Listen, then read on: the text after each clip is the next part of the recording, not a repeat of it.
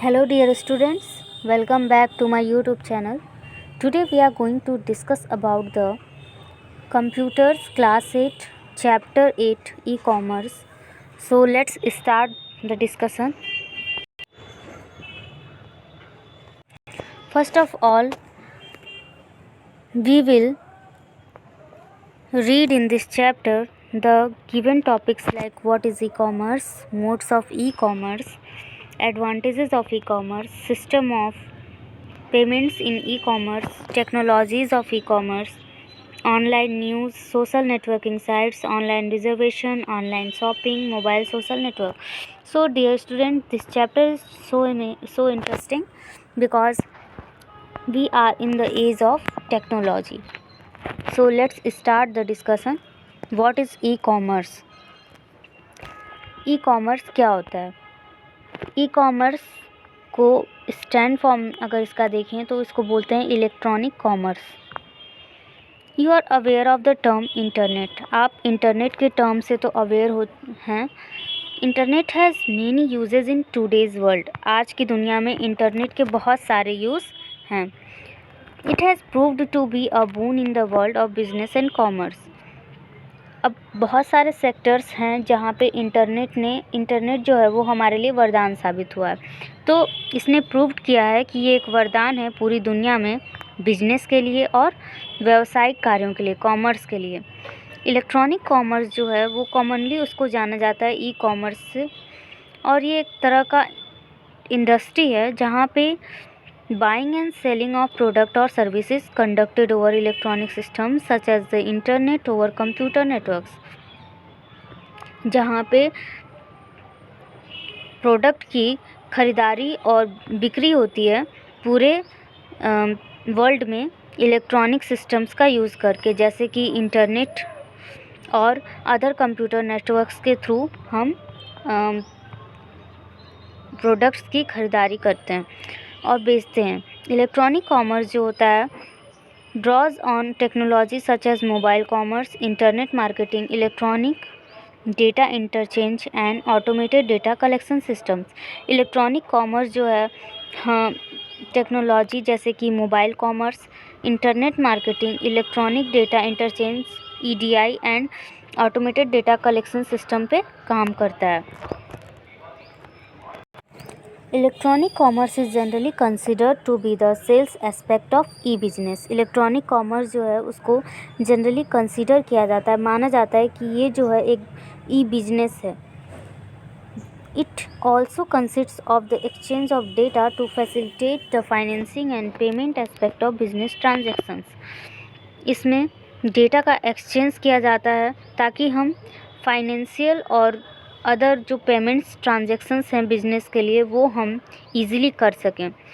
This is an effective and efficient way of communicating with in any organisation and one of the most effective and useful ways of conducting business. Business करने के लिए ये सबसे effective तरीका है, सबसे effective तरीका आज की दुनिया में है. और इससे हम क्या करते हैं, ये एक तरह का कम्युनिकेट करता है ऑर्गेनाइजेशन से, यानी जितने भी वाणिज्यिक संस्थान हैं, जितने भी कॉमर्शियल ऑर्गेनाइजेशंस हैं, उनसे कम्युनिकेट करने का एक इफ़ेक्टिव और एफिशिएंट वे है, मतलब एक सुविधाजनक वे है जिसमें हम बिजनेस करते हैं. Let's talk about modes of e commerce. E commerce और electronic commerce a subset of e business.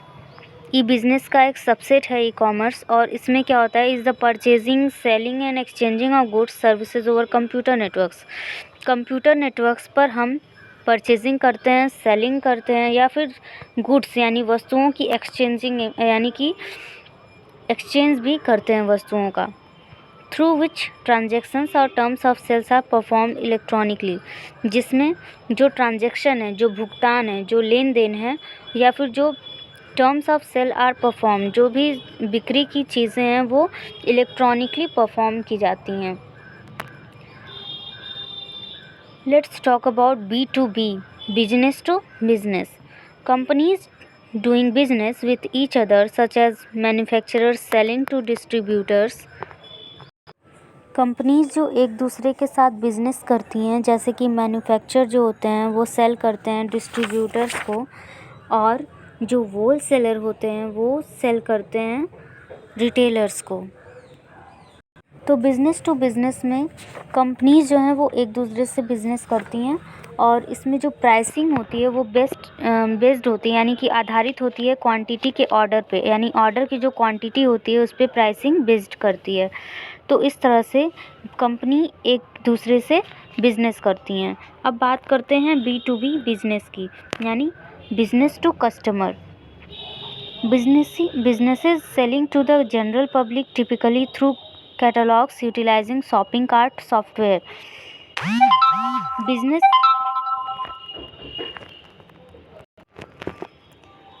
Businesses जो सेल करती हैं अपनी प्रोडक्ट को कंज्यूमर्स को डायरेक्टली, जैसे कि हम ऑनलाइन शॉपिंग करते हैं और जो प्रोडक्ट होते हैं उनको हम डायरेक्टली जो है वो ख़रीदते हैं। तो इस तरह से बिज़नेस टू कस्टमर में क्या होता है, बिज़नेस होते हैं वो कंज्यूमर्स के लिए डायरेक्टली होते हैं। और इसमें क्या होता है, जनरल पब्लिक जो है वो कैटलॉग्स यूटिलाइज शॉपिंग कार्ट, यानी जितने भी शॉपिंग कार्ट सॉफ्टवेयर हैं वो कैटलॉग्स देख करके और फिर वहाँ से शॉपिंग करते हैं। अब बात करते हैं C2B यानी consumer to business. A consumer posts his project with a set budget online and within hours companies review the consumer's requirements and bid on the project. Consumer जो है वो अपने प्रोजेक्ट को पोस्ट करता है एक लिमिटेड अपने सेट बजट के साथ ऑनलाइन, और उसके बाद क्या होता है, कंपनीज जो हैं वो रिव्यू करती हैं कंज्यूमर के रिक्वायरमेंट को और उसके बाद वो उसके प्रोजेक्ट पे बोली लगाती हैं। The consumer review the bids, consumer जो है उनकी बिड्स को रिव्यू करता है, यानी उनकी बोलियों को रिव्यू करता है। And select the company that will complete the project, और वो सेलेक्ट करता है उस कंपनी को जो उसके प्रोजेक्ट को पूरा करेंगी। It empowers the consumers around the world by providing the meeting ground and platform for such transactions. तो C2B यानी कंज्यूमर टू बिज़नेस जो है वो उन कंज्यूमर्स को सशक्त बनाता है जो बिज़नेस करना चाहते हैं और पूरे वर्ल्ड में सशक्त बनाता है, मीटिंग ग्राउंड प्रोवाइड करके, और ऐसा प्लेटफॉर्म जो लेन देन की चीज़ों को करता है, और इस तरह से वो कंज्यूमर्स को सशक्त बनाता है पूरी दुनिया में। Let's talk about C2C, consumer to consumer. There are many sites offering free classifieds, auctions and forums where individuals can buy and sell thanks to online payment system like PayPal, where people can send and receive money online with ease. बहुत सारी ऐसी sites हैं जो हमें offer करती हैं free classifieds, auctions and forums, यानी उस तरह के फर्म को जहाँ पे पर्सनली जो है इंडिविजुअल्स यानी व्यक्तिगत रूप से बाई कर सकता है और सेल कर सकता है, यानी ख़रीद सकता है और बेच सकता है। तो हमें थैंक्स करना चाहिए उन ऑनलाइन पेमेंट्स सिस्टम्स को, जैसे कि पेपैल हुआ, जहाँ पे लोग जो है वो सेंड कर सकते हैं और रिसीव कर सकते हैं मनी को ऑनलाइन बहुत ईजीली। तो इस तरह से हमारी जो ई-कॉमर्स है वो बहुत ही इम्प्रूव्ड हो गई टेक्नोलॉजी के through. Let's know about the advantages of e-commerce. E-commerce के एडवांटेजेस को जानेंगे। ओवरकम जियोग्राफिकल लिमिटेशंस, यानी कि पहले क्या होता था कि हम अगर सामने से किसी चीज़ को ख़रीदना चाहते हैं तो हमें वहाँ पे जाना होता था। तो अब क्या हो गया, हम दुनिया में कहीं भी बैठकर और चीज़ों को ख़रीद सकते हैं और अपनी चीज़ों को बेच सकते हैं। तो ई-कॉमर्स के थ्रू ये इजी हो गया। Gain new customers with search engine visibility, search engine के थ्रू हम नए कस्टमर्स को पा सकते हैं। लोअर कॉस्ट, हमारा जो कॉस्ट है वो कम लगता है। लोकेट द प्रोडक्ट क्विकली, और बहुत ईजिली हम किसी भी प्रोडक्ट को सर्च कर सकते हैं। Eliminate travel time and cost, हमारा ट्रैवल टाइम बच गया। किसी भी चीज़ को लेने के लिए हमें कहीं बाहर जाना होता था, जैसे पहले जब हमें किसी चीज़ की ज़रूरत पड़ती थी, कोई भी प्रोडक्ट ऐसा होता था जिसकी नीड होती थी और वो अपनी जगह पे नहीं मिलता था, अपने एरिया में, अपनी सिटी में, तो उसके लिए हमें बाहर जाना होता था। अब क्या है, शॉपिंग करके ई-कॉमर्स के थ्रू हम क्या कर सकते हैं, अपना ट्रैवल टाइम सेव करते हैं और अपनी जो लागत है उसको भी बचा लेते हैं। प्रोवाइड कंपैरिजन शॉपिंग, यानी कि अब हम किसी भी शॉपिंग करना है अगर, तो हम किसी भी शॉपिंग सॉफ्टवेयर का यूज़ करके चीज़ों के प्राइस को कंपेयर करके और हम जो कम कॉस्ट वाली चीज़ें हैं उसको ईज़िली ख़रीद सकते हैं। Enable deals, bargains, coupons and group buying, यानी कि हम ग्रुप बाइंग यानी एक समूह के थ्रू भी ख़रीद सकते हैं। कूपन्स या बार्गेनिंग यानी कि जो मोल भाव है वो चीज़ें, और बहुत सारे डील्स जो हैं वो हम कर सकते हैं। Provide abundant information. अब बात करते हैं system of payments in e commerce. क्या क्या सिस्टम्स हैं जो हम यूज़ करके ई कॉमर्स में पे करते हैं। तो सबसे पहले e commerce is rife with buzzwords and catchphrases. Here are some of the payment modes in the e-commerce. E-commerce जो है आज हमारे बीच में बहुत ही फेमस है, और कुछ ऑनलाइन पेमेंट्स के मोड हैं जिनको करके हम ई-कॉमर्स करते हैं। सबसे पहले क्रेडिट कार्ड। आपने सबके पास आपने नाम सुना होगा क्रेडिट कार्ड का, कुछ लोगों के पास क्रेडिट कार्ड होगा भी। If consumers want to purchase a product or service, they simply send their credit card details to the service provider involved, and the credit card organizations will handle this payment like other. अगर consumer किसी product को purchase करना चाहता है या किसी service को, तो दे simply send their credit card, वो अपना क्रेडिट कार्ड जो है वो सिंपली सेंड कर सकते हैं क्रेडिट कार्ड के डिटेल्स को उस सर्विस प्रोवाइडर को जो इससे इन्वॉल्व हो, और क्रेडिट कार्ड ऑर्गेनाइजेशंस जो हैं वो क्या करेंगी, इस पेमेंट को वो इस क्रेडिट कार्ड से हैंडल कर लेंगी। अब बात करते हैं स्मार्ट कार्ड की। There are credit and debit cards and other card products enhanced with microprocessors capable of holding more information than the traditional magnetic stripe. जो ट्रेडिशनल मैग्नेटिक स्ट्राइप होती है उससे ज़्यादा इन्फॉर्मेशन जो है वो माइक्रो प्रोसेसर्स कैपेबल करते हैं होल्ड करने में, रखने में इंफॉर्मेशंस को। तो बहुत सारे क्रेडिट कार्ड्स और डेबिट कार्ड्स हैं जो, और कुछ अदर कार्ड्स भी हैं जो प्रोडक्ट को इन्हेंस्ड कर सकते हैं micro processors. The chip can store significantly greater amount of data. ये चिप जो होती है माइक्रो प्रोसेसर जो स्मार्ट कार्ड में लगी होती है, ये स्टोर कर सकती है लार्ज अमाउंट ऑफ डेटा को, और estimated to be 80 times more than a magnetic strip. और ये 80 टाइम्स से भी ज़्यादा, यानी कि 80 टाइम्स के एस्टिमेट कर सकती है, जबकि जो मैग्नेटिक स्ट्रिप होती है वो इससे कम करती है। डिजिटल और इलेक्ट्रॉनिक कैश।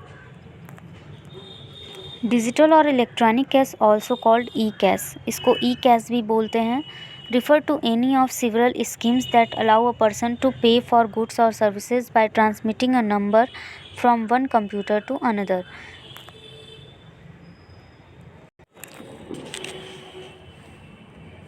ई कैश जो होते हैं यानी डिजिटल या इलेक्ट्रॉनिक कैश जो होती है वो ऐसी स्कीम होती है, कई सारे स्कीम्स हम देखते हैं, तो वो एक पर्सन को अलाउ करती है गुड्स या सर्विस जो हम ख़रीदना चाहते हैं उसके लिए पे करती है। ये एक नंबर प्रोवाइड करती है कंप्यूटर से, एक कंप्यूटर से दूसरे कंप्यूटर को। ये नंबर जो होते हैं जनरली बैंक के द्वारा इशू किए जाते हैं, और ये रिप्रेजेंट करते हैं किसी रियल मनी को, यानी इसका जो सम है यानी कि इसकी जो टोटलिंग है वो किसी रियल मनी को रिप्रेजेंट करती है। One of the key feature of digital cash is that it's anonymous and reusable just like real cash. ये रियल कैश की तरह इसको हम रीयूजेबल यानी कि दोबारा से यूज़ कर सकते हैं। डिजिटल कैश की ये एक फ़ीचर होती है जैसे कि एक रियल कैश हम यूज़ करते हैं। दिस इज़ अ की difference between E cash and credit card transactions over the internet. और ये जो है ये की डिफरेंस है ई कैश और क्रेडिट कार्ड ट्रांजेक्शन्स के बीच इंटरनेट के, ओवर द इंटरनेट पर। अब बात करते हैं इलेक्ट्रॉनिक चेक्स की। Currently being tested by CyberCash, electronic checking systems such as Pay Now take money from users' checking accounts to pay utility and phone bills. Currently being tested by CyberCash, यानी cyber cash के through इसको test किया गया है अभी current में। और electronic checking system जो हैं जैसे कि पे नाउ जो टेक करती हैं मनी को यूज़र्स के द्वारा, और फिर चेकिंग अकाउंट्स टू पे यूटिलिटी एंड फ़ोन बिल्स, और ये चेक करती हैं अकाउंट्स को पे यूटिलिटी के लिए और फ़ोन बिल्स के लिए। तो इस तरह से इलेक्ट्रॉनिक चेक्स भी यूज़ करते हैं हम ई कॉमर्स में। इलेक्ट्रॉनिक वॉलेट क्या है? This is a payment scheme, ये एक पेमेंट स्कीम है such as cyber cash internet wallet. जैसे कि साइबर कैश इंटरनेट वॉलेट होता है हमारा, that stores your credit card numbers, जो आपके क्रेडिट कार्ड के नंबर को स्टोर करती हैं ऑन योर हार्ड ड्राइव, आपकी हार्ड ड्राइव पर, in an encrypted form. Encrypted form मतलब कि जो भी मैसेज या फिर encryption means a way to way message और anything which is encrypted by someone, यानी कि इनक्रिप्ट करना मतलब उसकी जो हैंडलिंग है वो सिक्योर रखना by passwords or any other things. So dear students, I will give you other explanations of the chapters topic in my next video. So thanks for watching. Keep watching.